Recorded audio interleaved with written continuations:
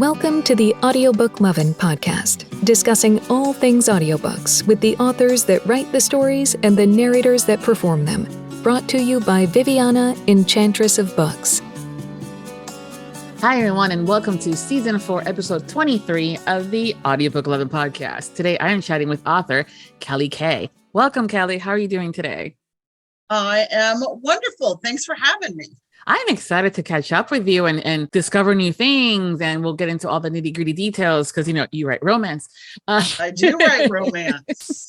I write open door romance. Ooh, we like those. Or you don't, let's not shit ourselves. I don't discriminate. I'm fine with anything, but those are always like, oh, let's see how this one's going to be done today. And, variety is the spice of life, as they say, right? Yes, exactly. Tell us a little bit about yourself, how long you've been writing and how you got started. I have been writing, if you want to look at the long story, my whole life. It's just always making up stories. And I remember, my best friend and I on like a Saturday night used to have sleepovers, and we'd create a meet cute with boys that we liked from school. And then I just kept doing that. And so, now it's a little dirtier than it was in, 7th grade, but I would hope so. But I first published, I tried to get traditionally published for a long time. And my sister basically said, your books are so good, why don't you self-publish? And I was like, what? So she gave me a list of like 25 romance novels to read. And I did. And I was like instantly like, oh, I can do this. This is awesome.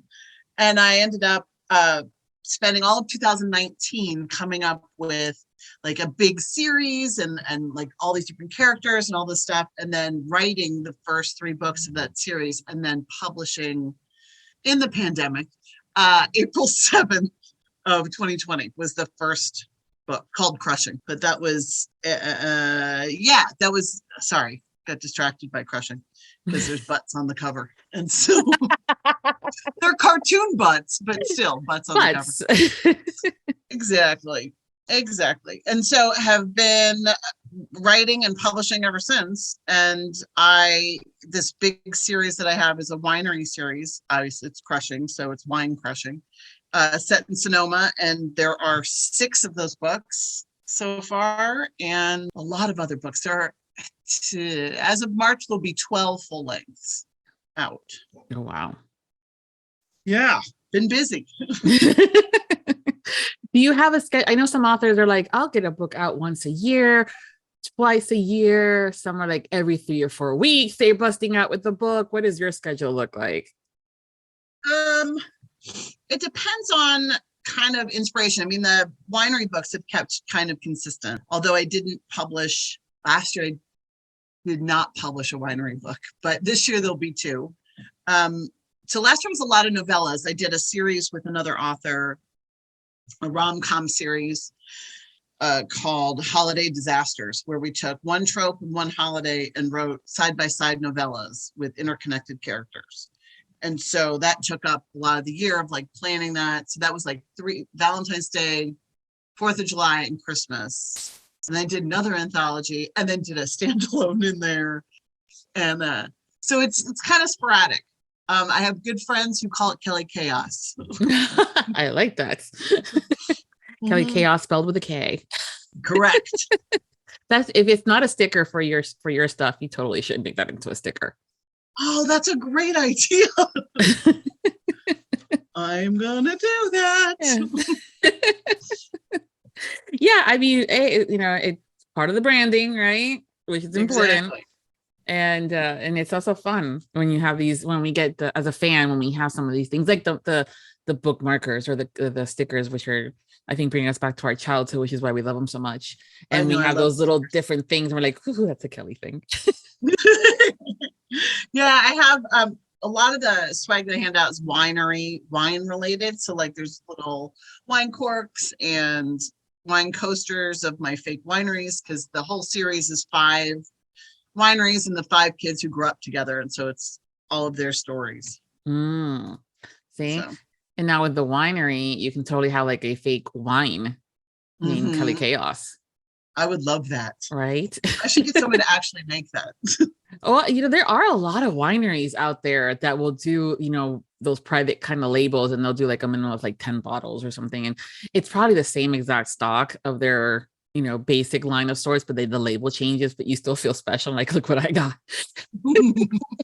You're like, yeah. I start printing my own and then like slapping them on a Trader Joe's bottle. Hey, as long as you're not selling it, it's still, it's not a copyright issue. It's just it's a good little, but those are the kind of fun things too for listeners and readers as a giveaway. It's always a fun one, I think. That is a cool idea, actually, too. Yeah. See, I have a few of those. One would think I work in marketing. Or that I do this potentially for a living. I told you I was sarcastic. No, you're probably thinking, shit, she wasn't kidding. No, I'm excited to feed her ideas and be like, what do you think about this? Perfect. I'm just a DM away, girl. I'm just a DM away. That's good to know. Perfect. So you're writing the contemporary romance, even though you have these different tropes involved. And right now, I think in romance land, people used to be way more about the genres, but now there seems to be a group who are significantly more focused on the tropes. Yeah, that's what I find. Yeah. And to me personally, that's a bit of a spoiler. I kind of like knowing that there is obviously going to be an HEA because it is romance. And okay, great. It's set in a small town, or in your case, a winery, for an example. But knowing and figuring out that they hate each other was always part of the fun. And now it's like enemies to lovers. I'm like, fuck. Yeah, it's a strange thing. And like I have a book called Narrators, part of the Winery series. That's actually free right now if anybody needs it on Amazon. But but the tropes are right there. Like it's, single dad, surprise baby. But when I wrote it in my mind, like it was a surprise. It was a plot twist. It was this. And then people were like, what's the trope? What's the trope? And I'm like, oh, I guess I have to let go of the surprises. Like, right? Here you go. It's a single dad. Right? Like it used to be the whole surprise thing, the pregnancy one was always part of the dun dun dun, part of that twist, right. Or you kind of now you're like going into it knowing, and for me that's part of a spoiler, and that kind of takes some of the fun away. So I've come to, specifically when it's more newer to me authors, I won't do any kind of search. I'm like, okay, you write paranormal, great. You write about wine, great. And then kind of go from there. Because otherwise for me, it's a spoiler. But also people are, again, you as an author, you provide your fans and your readers with what they want. So it's easier for them to find as well, especially if they're going into more tropes. Absolutely. Do you have a favorite trope that you like writing? Oh, I love writing enemies to lovers. Often my editor will be like, okay, enough banter, enough. Like I really love writing it and it's fun, but I've only written 2 enemies to lovers, and one came out last year that is, and again, talking tropes, like there's this big shift and kind of huge plot point in that book, and so it was kind of hard to market, was desperate to not give away the thing, and the reviews were mixed. Like some people really hated it, that they didn't know this was going to happen, but it's an enemies to lovers, and I call it with a second chance twist. And so it took a while for people to kind of catch on that, like, it's okay. I aged them 10 years. Do you get that? Yeah. Oh, okay. And so, but it was like an odd kind of thing to try to market it. And I eventually, one of my readers just said, like, don't worry about that. Just talk about your book. And if you reveal something, you reveal something. If you don't reveal something, you don't reveal something. Just talk about your book the way you love it. And I'm like, okay, all right, I can do that. I love that book. Keep Paris Rocks. Yeah. I mean, again, I think the only thing that I need to know in advance, if there's the trigger warning is also a bit of a hot topic sometimes in this community. Obviously, anything that is traumatizing, and I think it falls more under the darker romance versus some of the rom-coms and things like that. But even, and sometimes people don't think about it, but even like pregnancy loss, things like that. Oh, absolutely. We need, as a reader and someone that has suffered those, I'm okay with it, but it just hits a little different and you're completely like taken aback when you find out. I wrote an over-the-top, insane Christmas story called Christmas Chaos, and it's with my friend Phoebe Alexander, and we both dealt with miscarriage and fertility issues. So those books are actually like about fertility and about pregnancy problems and about miscarriages. And so that's our entire trigger warning, is that, look, we are these people, and there is joy and humor and there is loss. And so, but they're funny and insane. Like, they're not depressing. They're not meant to be that. But we absolutely had ARC readers and other readers back out because they said, I can't. And we're like, that's exactly why the trigger warning's there. No offense. No, take Correct. it. Like, yep. That's, girl, good for you. Take care of yourself. Yeah, no, it's one of those things that it depends on, where people are in their grief. Others don't want to deal with it at all, regardless of them being themselves gone through something like that. Or unfortunately, they have read other books where it was not done properly and not done with care and sensitivity. And then they're like, I'm just not going to bother with it anymore, unfortunately. Ugh. I know, but I do appreciate those trigger warnings, even some of the slightest stuff. But again, those trigger warnings are different than tropes. And sometimes people can mix and match. I'm like, no, my dear, you're a dark romance.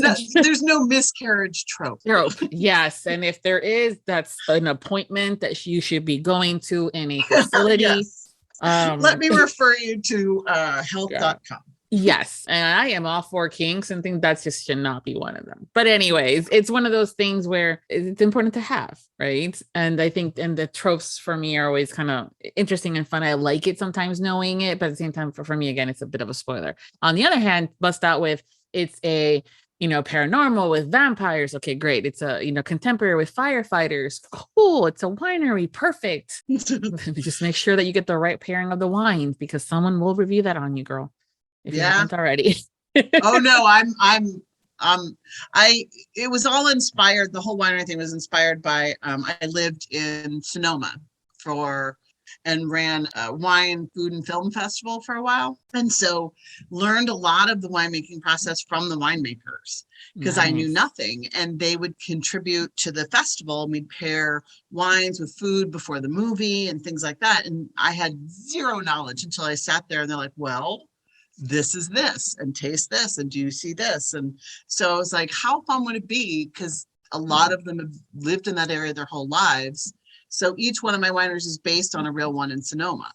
Ooh. And so, because I was like, oh, well, I know that family, I know this family, I know, and it's not, specifics, but it was just inspired by. Yeah, the sommelier class in culinary school was not one of my favorites. It's hard. I mean, it's like I quickly learned what the legs were. That was the easy part. I'm like, damn, look at those legs. Exactly. For those that don't know, is when you swivel the wine in the glass, how that's residue wine on the side of the glass goes down into the glass again, back into the wine. Those are called legs. And there's a meaning behind it, depending on how quick or how thick and all this fun stuff that, again, romance. How thick or how quick. Exactly. How is it sliding down? All that fun stuff means something to it. But my God, it was one of those, like, do you taste? I'm like, I taste alcohol and grapes. Are you getting the blueberry on the end? Right. I'm getting more of a tart at the end. Can you the terroir, I'm like, you mean the dirt? Yeah. The dirt. It was a fun class. And don't get me wrong, when they were like, you want to taste? They're like, sure, that I did not mind. But wine can be tricky. It's so tricky, right? And people trying to figure out, is it Chardonnay or Pinot Noir? I'm like, I like the Rieslings. I'm more of a sweet girl. Oh, there you go. Yeah. I will always have a bottle of mead in my refrigerator for okay, that's interesting. Oh yeah. Do you know about mead? I know what it is. It's the honey wine. So it's a white wine made out of honey, and there are different varieties, but actually, we kind of had it for the wedding. We had a medieval Renaissance themed wedding, and back then they didn't have champagnes. They had mead. So we did mead, because that's also, for me, I prefer that than champagne. That's awesome. Yeah. But it's a good wine. It usually can be a bit of a dessert wine because it is sweet, but I'm like, that does not stop me from having it at any meal. And after a long day of work in the bubble bath, it's a good one. That seems like a perfect pairing for mead. Right? Yeah. Something sweet, something relaxing. It's fun. It's fun. But yeah, those are the ones that I'm going when it comes down to like the wines and stuff. I'm like, yeah, blueberry, sure. Yeah, that's me. I'm that girl. It was a good class. I passed it, but don't ask me to pair things. I'm like, steak, red wine, fishes, whites. That's as far as it goes. Chicken, you can kind of go both ways, depending on the size. All right, making that note too. Do not have you pair wines. No. Branding, Yes, exactly. I mean, don't get me wrong. If you're inviting me over for dinner and you're asking me to do some research, I will Google the shit and become a SME on that, on that matter for right before, but more so specifically for the meal you're cooking. That's about it though. And yeah, but it's fun. I love that you do the wine stuff. I mean, there's always bakeries and cupcakes, and I think there's been a beer, an author that wrote about like a beer brewery. Oh yeah, there's definitely brewery ones. Yeah, and so, but wine is always fun. And there's been a couple of Hallmark movies around the holidays too. They're always fun about, hey, let's go to the vineyard. Oh yeah. There's something inherently romantic about it, but I also like the idea of figuring out weird places for them to have sex. Like in the barrel room or in, different scenarios. And I was like, I don't know. Yeah. Let's use our surroundings, shall we? Right. How can we? Hell, I mean, it happens with most, they say location. Exactly. when let's go to the cellar has a completely different meaning than picking up the wine. Yeah, I'm not a huge fan of this, but it just evolved and it just keeps happening. With this series only, there are nicknames for some of the men, and a lot of them have to do with wine. So my second book is called Rootstock, but that's also what she calls him. You mean him, right? Him, yeah. Josh. That's what she calls Josh. Oh, shit. Yeah. Because, people get creative with names and naming. Yeah, exactly. Yeah. Body parts. Exactly. His penis. It's his penis, it's all his right? Penis, yeah. So when it comes down to your stories, we know, again, location and inspirations, that's kind of where it comes from. But the type of scene, the meet cute part or that arguing scene or when they're having banter, what's your favorite one to write? I'm a sucker for a meet cute. I really am. It's probably what comes to me first in thinking about things. I tend to think like I'll ship people in my head all the time, but if every once in a while something will spark and I'm like, oh, okay, oh my God, that would be so cute. Like, what would I love to see or what would I love to read? And so that's super fun to me. And I'll think about it for a long time and then kind of explode on the page and write a lot for like the first kind of burst of I'll probably write. I mean, honest to God, I'll think about it and not write for 2 weeks. And then I'll write for 2 weeks straight and walk away with a draft. And it'll be a shitty draft, but it'll be a draft. Because I don't want to lose the momentum and I don't want to lose the moment. Or like I did a Friends to Lovers and their meet cute is actually when they're 4 years old. Like I just liked it. I liked it that's how they met. Aw, yeah. Those kind of moments too, I think are always adorable. And as they get older, how you see it might change a little bit. Yes. Right? First you were like, you're a pain in the butt. And they're like, right. Yeah, it's kind of cute. I'm like, dude, you pulled my hair. Fuck you. Exactly. And now it's like, now pull my hair, baby. Exactly. That's kind of their timeline. Yeah. Oh goodness, it's those kind of moments too are always kind of interesting. I love a good banter. I think meet cute is always one of my favorites. The next will be the bantering when someone says something and then that starts and she's putting him in his place of some sorts and things like that. I like that. I mean, it's also super fun to do that. I get a little carried away and forget dialogue tags, which is the number one comment from editors, beta readers, whatever, is like, I don't know who's talking, even though it's clever and fantastic. I'm like, okay, sorry. Well, back through. Well, subconsciously, maybe you're already kind of getting ready for audiobooks because we tend to remove those, especially when it's your duet style or dual narration. And we can kind of tell because of the voice tones being different. We don't need the whole she said and he said and Veronica said, blah, blah, blah. See? So, yeah, I write audiobooks, apparently. Yes. See, it's not that you're wrong. You're just anticipating it for when to be ready for when you start doing your books in audio. You don't have to go back and undo that. That's a goal for this year. Yeah. Cool. Taking me a minute, but I really think it'd be cool. Yeah, when these books are fun and funny and you get the right casting and they can deliver those lines. And I do mean all the lines, not just the funny ones. It can be, it's magical, I think. Sometimes we just start going on the go. We don't have time to pick up that book to read with our eyeballs. And I know for me, sometimes when I'm like, okay, great, I have a few minutes, I'm going to pick up. And then I start reading and my mind starts to wander a bit about all the things I should be doing. And, the house looking a hot mess, just staring back at me. I'm like, fuck. So I have to put down the book and go do something responsible and adulting. However, with an audiobook, I can do it all. It helps you not adult. It helps you adult. It helps me adult, but not feel bad about it or feel guilty because I'm ignoring the pile of laundry or, the things that I bought at the thrift shop 3 weeks ago that are still sitting in the formal dining room. Yeah, still there. My back of my car has donations in it that I need to get out. That's the corner of the foyer for me.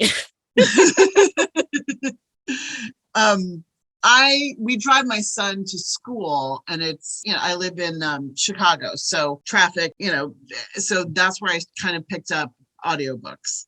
I had never really listened to them before, and now I'm kind of obsessed, like, how can I make the drive a little longer? How can I maybe feel guilty about just staying in the parking lot for a lot longer than you anticipated. We've all done it. Or maybe I'm going to go to the grocery store 2 towns away, like going to the suburbs. Hey, sometimes that other one has significantly better quality of XYZ. So you're going for it's worth it. Exactly. And now I can almost like predict, like, okay, well, that's a 2-chapter drive. Oh, good. Yeah. See, you're totally on that road to getting your titles in audio. We'll have to talk about all that fun stuff on the boring adulting business side of things on audiobooks offline, though, because listeners don't want to know about all the thing about casting and all the script, preparations, all that fun stuff. Nah, we just want to listen to the final product. So we'll have you come back next year once it's all done, or maybe later this year. Who knows, right? Depending on when you bust everything out next. So yeah, it'd be great. Of all the characters that you've written and created, is there anyone that kind of stands out? I don't want to ask you if there's a favorite, because that's like don't ask authors or like their babies, right? You can't pick. But is there one that stands out that you're going, ooh, that was a fun one? Yeah. I mean, and I gotta probably put her on the back burner a little bit, because when we did that novella series, the holiday novella series, we each took one character from our universes to tie down this group of 6 people, strangers who meet each other. And I picked this character named Tabby Aganos. She is fiery Greek. She has her own duet, so she already has her happily ever after.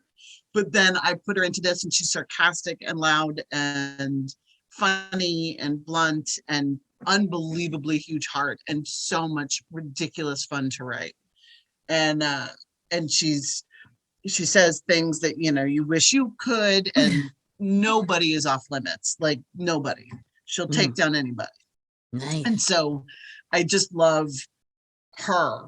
And having written her duet, and then all the Winery books are standalones, but they're all interconnected. So she's in all of them as well. And the next one comes out in March, and I had to take her out of 2 chapters because I'm like, okay, that's enough, Tabby. She's so fun to write. I'm assuming that it's like, Yes. she's like, yeah, let's just keep talking. Let's go. Yes. She's super fun. She's super fun. And I really loved writing. My last full length that came out was called Keep Paris, the we talked about earlier. But Hayden, the lead in that one, I really loved him. Like, I loved writing him. Just he's funny and sarcastic and smart and a little damaged, and just I just really loved cracking him open. Like, he was super fun. He'll appear in some of the others that are coming up, but he's not going to be main character. But I'll be sad that I'm not writing Hayden for a while. Okay.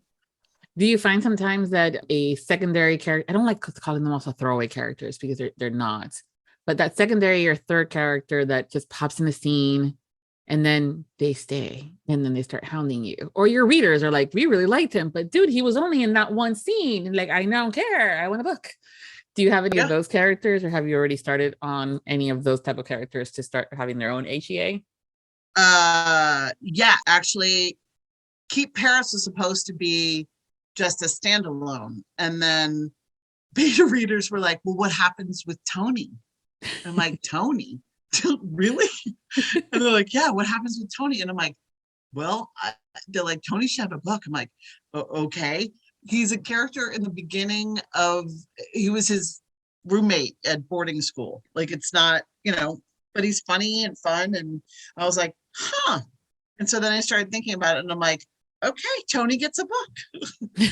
And then they're like, well, what about, and I'm like, okay, Colton gets a book too. Like, all right. So Tony's book is planned for June, actually. Oh, yay. But we'll see. Yeah, it's called Keep Vegas. But yeah, it's weird when that happens.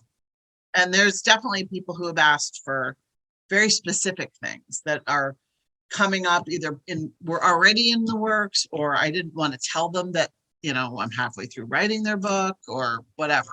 It's okay to keep some of these cards straight, close to your own chest, because I've learned that with the best of intentions, the authors can bust out with, oh yeah, that's the character that comes up next, and we all get excited. And then, as some authors have said, the characters come to them and they talk to them, kind of a thing, and then that character is completely silent, but the other one that's being annoying as shit comes up a lot.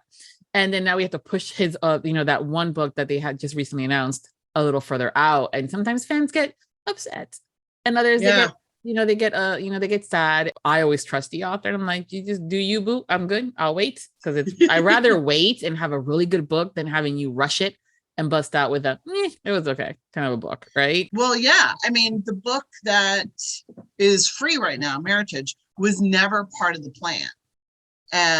And the one that's coming out, Residual Sugar, which is coming out in March, was supposed to be the next book, but David just kept screaming in my head.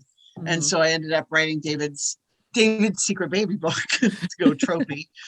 But it just randomly came to me, and everyone's like, no, we thought we were getting this. I'm like, yeah, I got to stop doing that. I got to stop saying like, yeah, this is definitely next. I often say like, that's in the works. Yeah. It's on the agenda. It's on the agenda. Where exactly? Don't know, but it's on there. Yeah. Theoretically, that will happen. Mm-hmm. Yeah. Your books are contemporary romance. Is there any other genre that you've been wanting to write in that you have yet to write in, or some that you're going, I will do it, but not right now? This one turned into a little bit of the one that's coming up in March, is kind of borders romantic suspense. And so it's not dark. It's kind of funny romantic suspense. But I really kind of liked that aspect of it, and maybe someday would like to write something darker, suspensey. Okay. Yeah, romantic suspense always has fascinated me, and I don't make fun of it in a ha-ha kind of a thing, but I'm always, the fascination comes into play where things are going kaboom, bullets are driving right past you, you might have gotten hit on the shoulder, but yet you stop to tell him how hot he is, and the makeup someone is going to bust out with, we can finish this after we get out of this catastrophe. And, they escape, and then there you go. But it's just always like, I don't know if I would ever be like, damn, you hot and sexy as that bullet, pierced your shoulder. Ooh, that blood. Yeah. Right. Now I have to go back through the book and make sure I didn't do that. Oh, I'm kidding. I didn't.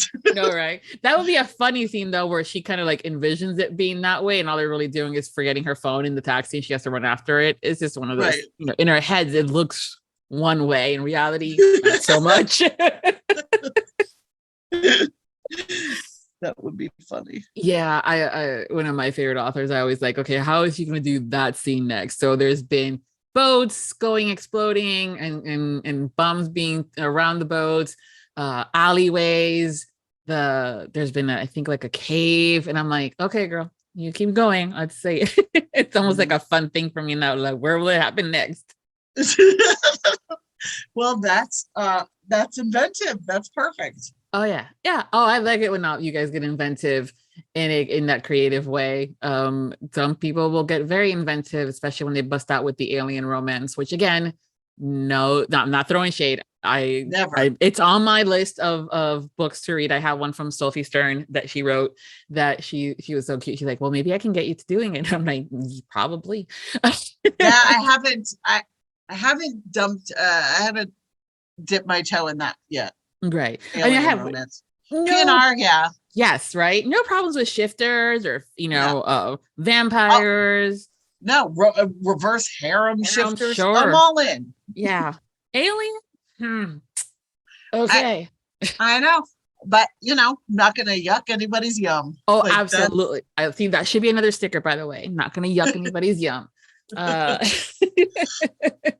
I always heard like, don't be a dick. I'm like, I like yours better, girl. You're good. Not gonna yunk any of the yum. Yeah, no, again, honestly, I think that's one of the reasons why I love romance, is that there is something for everybody. And the discovery of, realizing that you like the paranormal, or that you like the historical romance and the corsets. And I cannot tell between Victorian and others. I know that just, I read them. I don't write them for a reason.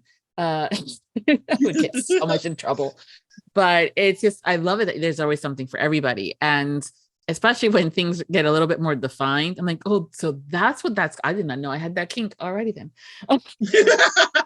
Yes, I'm always surprised by that. Like, right? That's a thing. That's a thing. Alright. Yeah, I know. I didn't know it had a name.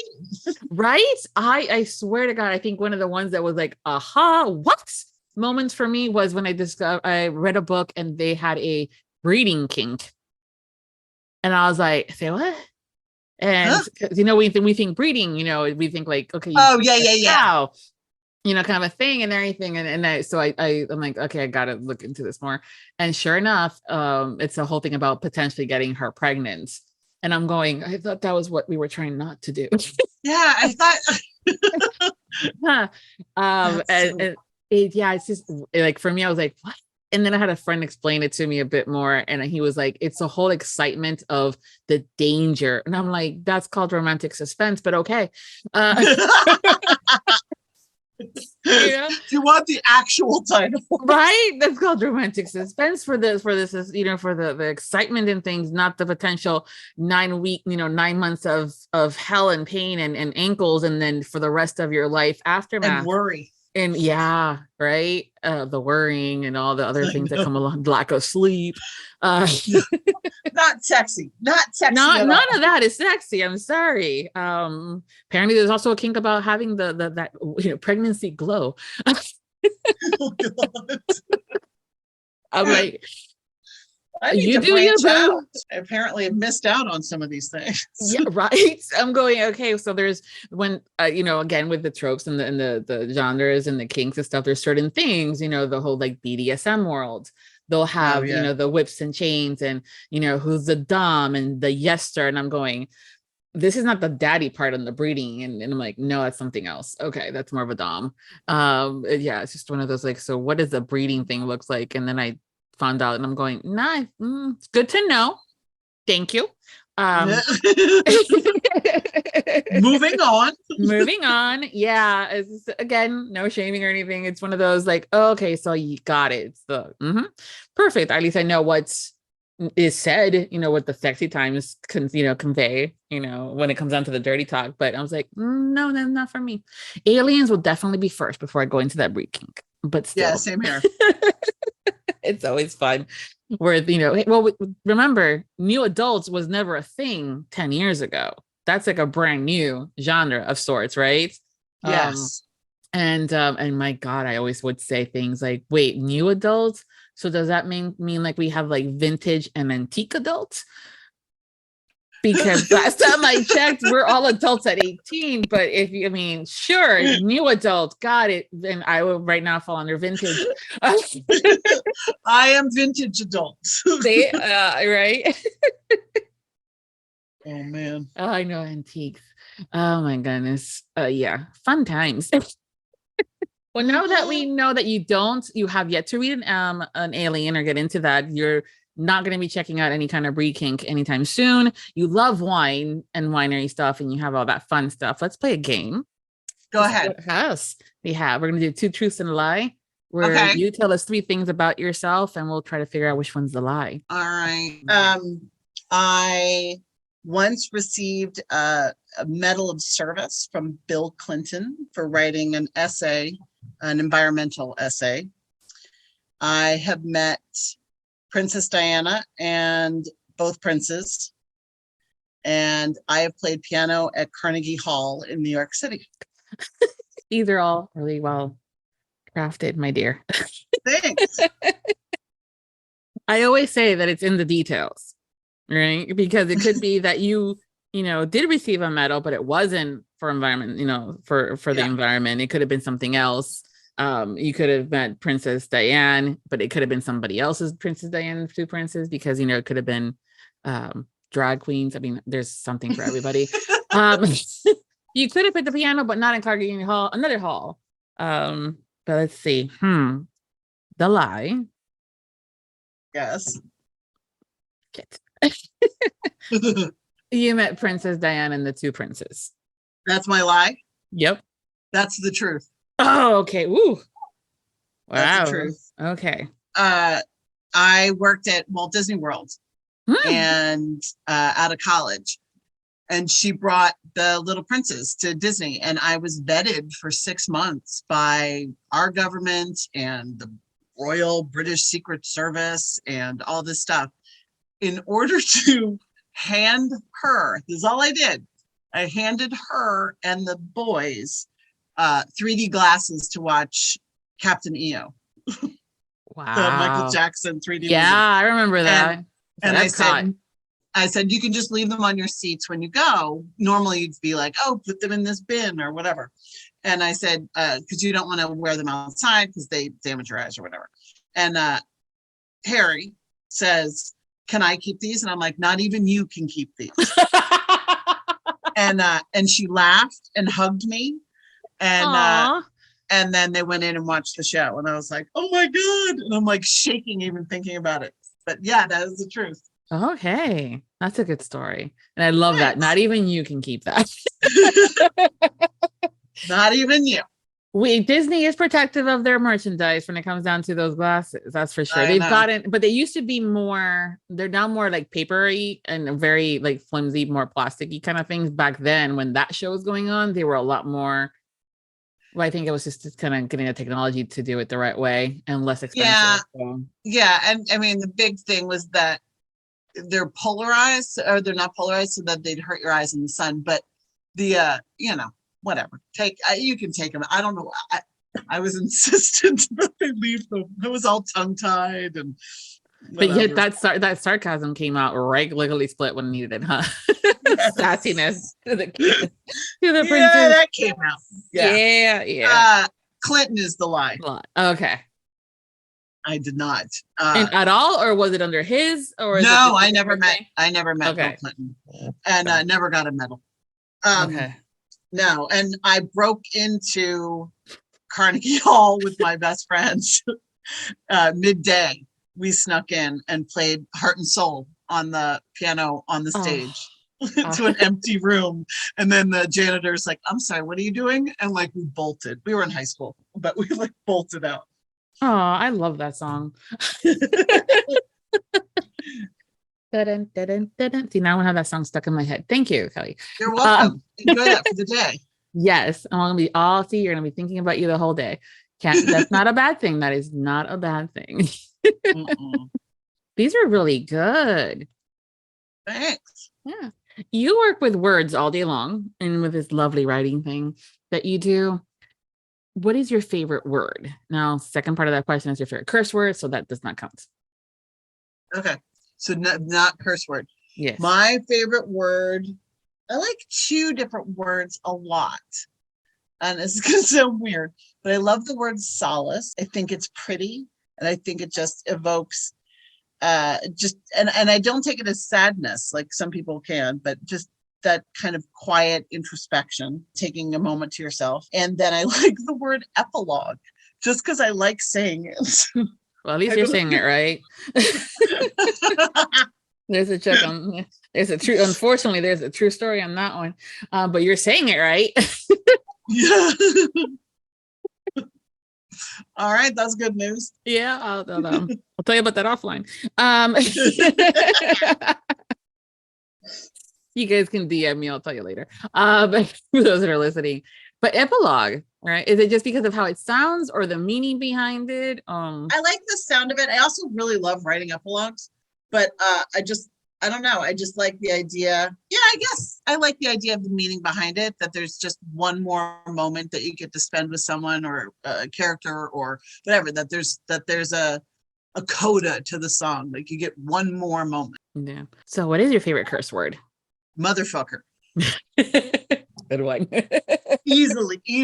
And often I shorten it to motherfuck. Oh, okay. I haven't done that one. I haven't done that one. I don't know why. Be like, oh, mother.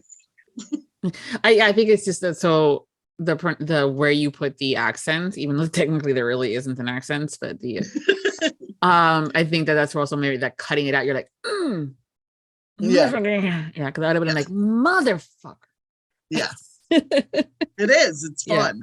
It's like got a lead up and then a punch. Mm-hmm. Yeah, it's like it's coming. Bam. Yep. When you're not writing, what do you do for fun? I write all the time. No, I'm kidding. I mostly just hang out with my friends. We like to travel. My husband and I like road trips. We like to explore different things. I live in an amazing city with unbelievable, museums and theater, which I also adore, and restaurants and food, and of course booze. So there's can booze be a hobby? Yes, I mean a connoisseur of the course, yes. I'll have to find some mead. Yeah. I may have to bring a bottle with me when I go to Readers Take Denver, because you're going to be there. I am going to be in Denver. Yeah.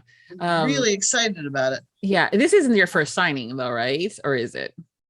No, I did my first signing last year at Romancicon. Okay, I've heard of that Connecticut. And then did a couple of did one in Milwaukee, and then I did Shameless, the last Shameless down in Orlando. I've missed you because I'm here. Oh, dang. Yeah. I could have been all Kelly chaos all this time. Damn it. Yeah, you could have been part of the chaos. Trust me, that was a lot of chaos there. There were books, but my boxes of books were missing because I shipped them too early, and then I didn't have anything to carry them in, so they ended up in a suitcase, and it was chaos. I'm getting better at every signing. So you'll be perfect come Readers Take Denver in March. Yes. Yes. I'm gonna up my game since there's like a kabillion people and they're all super great authors. Yes. No, it's really a huge star-studded list of authors that are going to be there, and both romance and thrillers. So since you wanted to write that whole, suspense thing, definitely jumping into those different genres are going to be good. Yeah. It's funny looking at the kind of panel discussions and the different sessions you can go to. I was looking more towards the thriller ones because I'm like, how do you write that? Right? I know that I think of all the panels, with the exception of maybe anything that Kristen Ashley might be in. She's my girl. Those were the ones that I was like looking at for sure, because I'm always like kind of fascinating, because that, you know, that Google search on their web browser, I'm sure is very much sought after by the FBI, possibly. Yes. But also how to keep it, you know, just as romance authors are trying to keep the sex scenes interesting and different from everything else that they may be writing, you know, how they done it needs to change, and who done it, and the mystery behind it. You know, you can only go down so many alleys before we start going, really, another one? Did we not learn our lesson? Exactly. Exactly. You don't want to be cliche. Yeah. It's those panels are going to be fun. And I think there's one about like writing for TV or something like that. So very cool. Yeah. So those are going to be fun ones and things. Besides going to these fun panels, especially some of those that are specifically for the authors, there's a huge list of panels that are just like author training, which I think is fantastic to continue to develop the skills and learn something new. Absolutely. What else do you love about the conventions? Because otherwise you wouldn't be going to them, regardless of the panels and things, right? I think that some of my, I really like going to them because you write in a vacuum. You know, you don't know what the impact is. I mean, you do through social media, and I'm really blessed with lovely people who read enthusiastically and support me. But it's different meeting someone and they are either already a fan or they're curious about what you do, and they get so excited about it. And I have never met anyone at one of these things that isn't absolutely lovely, just enthusiastic about words and writing and reading. And that's just such a very amazing thing in the world, because so much of what we do is scrolling. It's so, you know, it's TikTok, it's, you know, whatever. And so to have that human interaction and not just be words on a page is just, I think, everything. That is true. I would have gone to events where, you know, I have the authors that I love and adore and that I've read all of their stuff. And then there's others that I'm walking by and then their cover gets my attention and I'll stop. And I'm like, tell me more. I have a feeling that based on your covers, you're going to get a lot of that. For those that may not have ever read your books, guys, her covers are fantastic. Thank you. Cartoon butts. Yes, literally when she was talking about she got distracted because of the cartoon butt, I'm going, okay. And then I'm looking like, nope, that's it. And then the rootstock one was also creative. Yes. But the barrel one. Yeah, a genius for Over a Barrel and Under the Bus. And the Under the Bus, a genius friend of mine, artist, graphic designer, did those and did all of the winery covers to Meritage. And the next one will be someone else, but Over a Barrel, he drew those based on a Warhol album from some jazz club. And I'm gonna say it's giving me some of that older, you know, 70s kind of like vintage, because you know vintage. Yeah, and the original ones, Crushing and Rootstock and Uncorked, I wanted them to look like 60s kind of movie posters. Yeah, meet like, you know, dirty jokes from Playboy. Like old school, like whatever. But Under the Bus originally, it's literally a woman under a bus holding a bottle. Yeah, or, you know, in stiletto heels. Yep, in heels. But originally her legs were straight, and I was like, we need proof of life. She looks dead. Bend her legs. Get her all sexy. Yes, I'm fine down here, but I'm still sexy. I'm like, put a bottle or something next to her. Like you can't just. Yeah. Well, if you ever decide to write a second one to that one, or even just a cute scene, have it be like she's holding out a wine glass from under the bus. Oh yeah. And the hero just pouring it in there. Like, okay, even when you're under the bus, the alcohol is necessary. Yes. Yeah. Over the Barrel, though, I saw like that is some kinky 1960 crap. Shit. Thank you. And I love it. Thanks. Yeah, no, it's adorable. So definitely conversational starters for the convention of anyone that's walking by. Colorful. And for a second, you're like, did I just see? Yeah, that's a wine in the fire. Yeah, okay, got it. Yeah. Wine glass. Perfect. Yeah. Yep. Tell me more about these. With pleasure. Yeah. She has a whole spiel ready for you. So make sure you stop by her table. We're going to have so much fun there. I think I'm definitely going to start thinking about having to get my meat over there. Yeah. That's Lisa. Hey, Lisa, do you guys have vendors out there that sell meat? Can you grab me a bottle or two? I got girls to hang out with. I have to spread the joy that is mead. Yes. We all have our things. Some people, I mean, I love a good cocktail. Okay. I'm also expanding my palate when it comes down to because I will go straight for a margarita, a Bahama Mama is the other one. And so I'm trying to expand it. But the wines, I mean, I wouldn't mind being known as Enchantress, the girl that drinks mead. So I'm good with that. It can also goes with my brand. Thinking about it.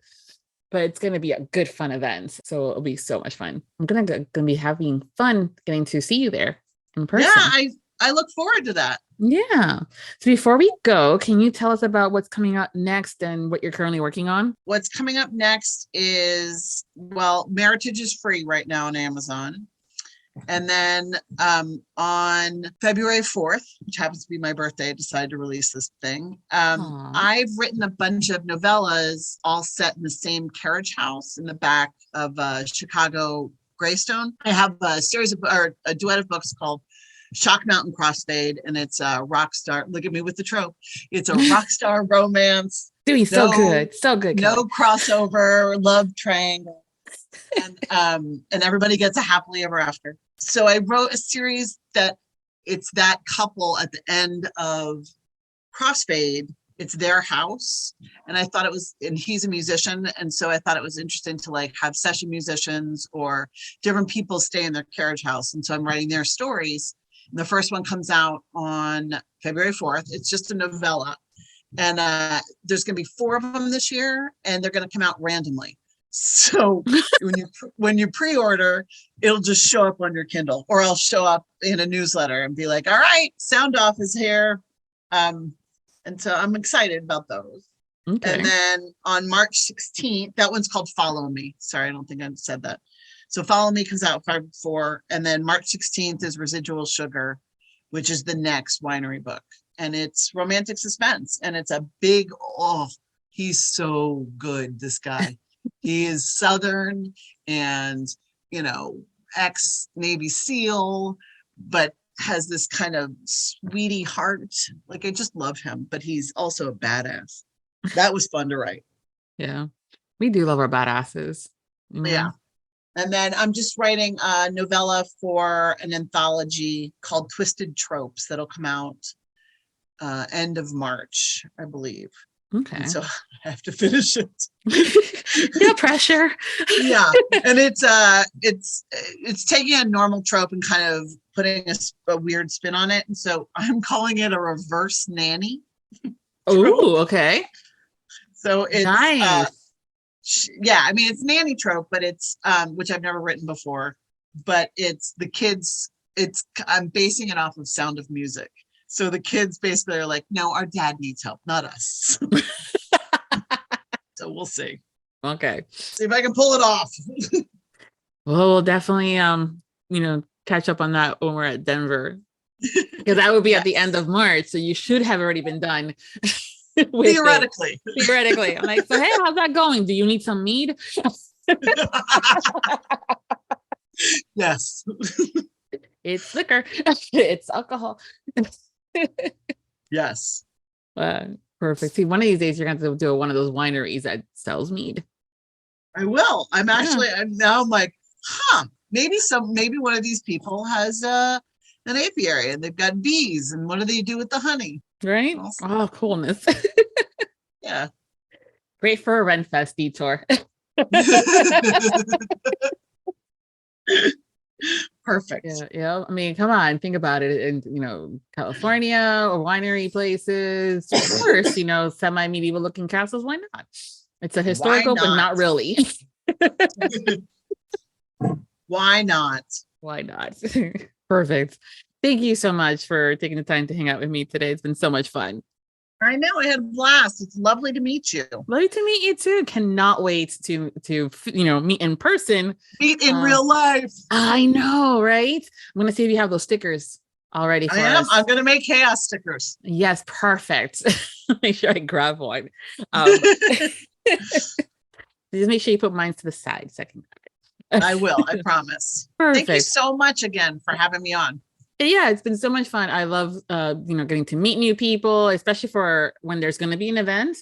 Now I feel like it's not going to be that awkward. Like, hi, what's your name? I'm like, get away. Yeah, It's going to be different.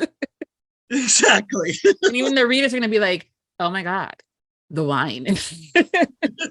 Oh yeah. She talked way too. She's an alcoholic. Let's go to her table. Wait, maybe she brought some of those samples that she was talking about at the podcast. Wait, we did not say samples. We just said potential labels. Potential. Labels. Exactly. I'll give you the label and you can put it on your bottle. Yeah, exactly. I'll make sure to include your information and your social media links over on the main landing page for this episode at Viviana, Enchantress of Books. Everyone, thanks for hanging out with us. And until next time, happy listening. Thank you to all of our Audiobook Lovin Podcast Patreon. Special thanks to Nixley Zenner, Carol Liebner, Brittany Robinette Leiter, Dawn Darch, Michelle Bastard, Brandy Schmidt, April Branson. The Audiobook Lovin Podcast has special Patreon access levels. Join today to receive benefits including early access to episodes, shout-outs, special exclusive content, and much more. Support the podcast by becoming a Patreon at www.patreon.com/audiobookllovin. We thank you for your support. Thank you for joining us on the Audiobook Lovin Podcast, hosted by Viviana, Enchantress of Books. For links and more information discussed in today's episode, previous podcasts, or the Audiobook Lovin Series, please visit our website, vivianaenchantressofbooks.com. If you enjoyed today's episode, please leave a positive review wherever you listen to our podcast. Until next time, happy listening.